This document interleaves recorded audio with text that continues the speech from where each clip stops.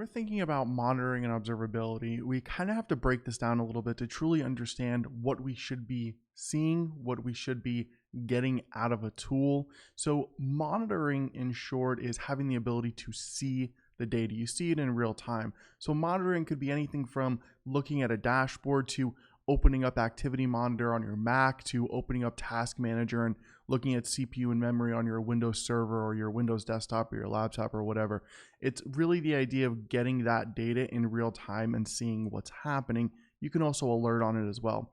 Now, observability, when it comes to metrics, traces, logging, it's really all about doing something with that data. So that data, like the metrics and stuff, for example, that may not be stuff that you're seeing or looking at with your eyes, but it is going to be something that you're performing a specific action on. So maybe, for example, a log comes in or a metric comes in and an endpoint has failed, or the log shows an error or something like that. And then at that point, you now know or have an understanding of where to look to fix it, or you can even automate that solution for yourself. And you can write some code, you can write a script, you can use some type of automation platform that allows you to kind of go in and fix that issue. And that's more or less a platform engineer and an SRE's dream, is the ability to minimize putting out those fires, minimize putting out those risks. Because realistically, you want to spend your time working on value-driven work,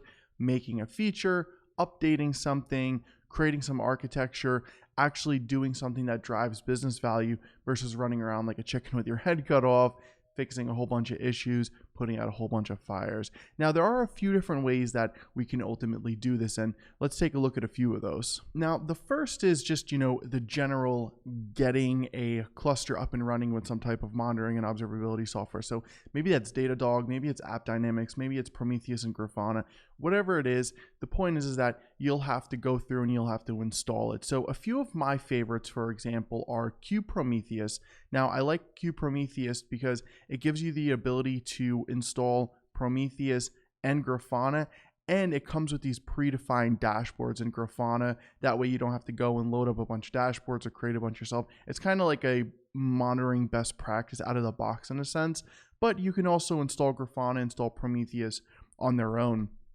And then you have a few other ways, like for example, in AKS, if you want to just install Prometheus specifically, if you want to use Azure Monitor, maybe in EKS, you can do the same thing. You can install Prometheus, or you can use CloudWatch or something like that. But here's kind of the problem that I have with that. Number one, it's another set of tools that you have to manage. Number two, it's another set of tools that you have to learn and ultimately become an expert in. And number three, it's not really something that comes out of the box. So like Azure Monitor and all that stuff, like it does come out of the box, but there still are implementations that you have to learn. There still are different tools you have to learn. It's not just in Kubernetes by default. So from a platform engineering perspective, you still have to do something and become an expert in something to ultimately understand and see what you should be seeing from a monitoring perspective and taking action on the data that you want to be taking action on based from an observability perspective. So if we go ahead and if we just head on over to NetHopper, now what I want to showcase here are the graphs. Now, when you set up clusters in NetHopper, you can have Grafana installed out of the box. Okay, so I see here that I have Grafana installed, and then what it's going to do is it's going to give me two different options. Number one, I can hit this URL here, and if I just open this up in a web browser, okay, and then I can log into Grafana. Now, the next thing that I can do is just use NetHopper to get the information that I need. So, for example, under the graphs here, notice how it's literally built in here. So if I just go here and I copy these credentials, let me go ahead and just copy the password here. All right, admin for the username. I'm now logged in to Grafana. And the best part about this is if I click on customize here, I can specify all of the dashboards that I want. So it is kind of like using Kubernetes. It's giving you all of these dashboards and best practices, but you don't have to do it with Helm charts from an installation perspective. You don't have to manage another application installation. You don't have to manage more pods, more services, etc. It all comes out of the box directly with NetHopper. And then what you can do is you can specify, for example, I don't know, maybe I want to use this dashboard here, and I click done.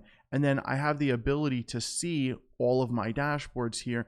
And again, they're all configured for me. These dashboards are set up for me. I don't have to do anything. It's out of the box and it's right in the UI. So I don't even have to go to an external, web browser or URL or anything like that. It's literally just all right here for me.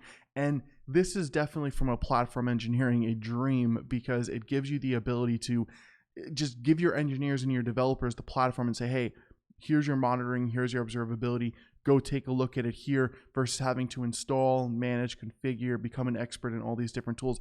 They don't even really have to know Grafana, to be honest with you, because they don't have to know how to implement dashboards or how to create dashboards or anything. All they have to do is just click the customize button, choose what dashboard they want, and then simply click on it. Like, they literally don't even have to do anything else. This is all they have to do, and then they just see their data right here. So having the ability to use graphs within NetHopper definitely takes that abstraction to the next level and gives you all of the information that you need out of the box.